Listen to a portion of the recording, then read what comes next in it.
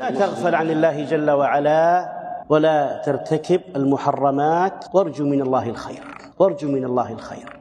وأنا أقول أن بعض شبابنا، وهذا أمر متعلق بمثل هذه الأبواب وما يكون من شبابنا من جهة الصلاة، صلاته على فراغ وقته، صلاته على فراغ وقته، إن كان ما عنده كورة ولا عنده مباراة يراها في التلفاز أو ما عنده طلعة مع إخوانه صلى في الجماعة.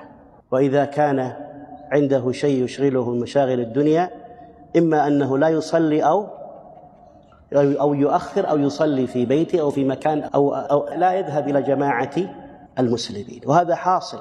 صلاته على فراغ وقته، ينام وقت ما ينام ويقوم وقت ما يقوم ويذهب إلى المسجد على فراغ وقت. إذا كان، وهذا نراه في بعض شبابنا، إذا كان فارغ ما عنده شيء أو سهران، صور لك كل المساجد الذي قد صلى فيها الفجر.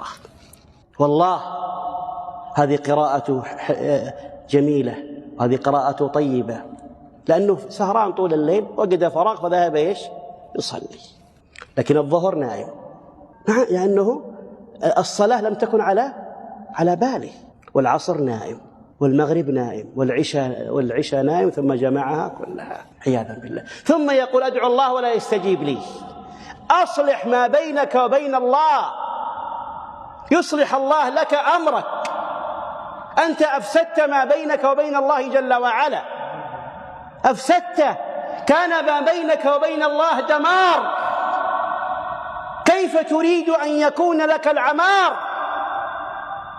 أصلح ما بينك وبين الله سبحانه وتعالى، يصلح الله لك شأنك، ويصلح الله لك يومك، ويصلح الله لك زمانك. لكنك أفسدت ما بينك وبين ربك، وتريد منك أن يكون الأمر على عمار.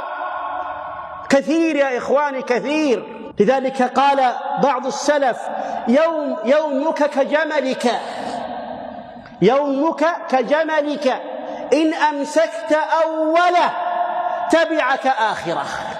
الآن الجمل كبير عظيم ضخم، يأتي صبي يسحبه، لو جاءه من اليمين ما مشى معه، من الخلف ما مشى معه، من الجنب ما مشى معه، يأتيه من أول صبي يسحبه. هذا هو يومك كجملك، إن أمسكت أوله تبعك آخره. وأول ما يستقبل به اليوم صلاة الفجر، فإن ضيع المسلم هذه الصلاة ولم يكن في صلاته كما ينبغي، فكيف سيستقيم له باقي يومه؟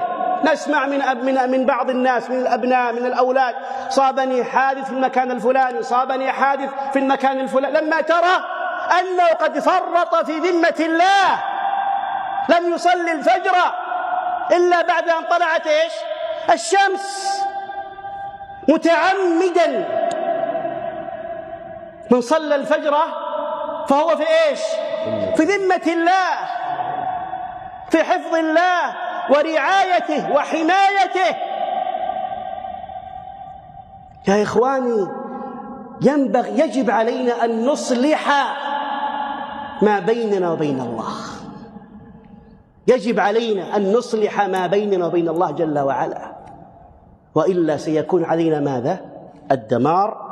ونتوقف عند هذا القدر، والله سبحانه وتعالى أعلى وأعلم، وصلى الله وسلم على نبينا محمد وعلى آله وصحبه أجمعين.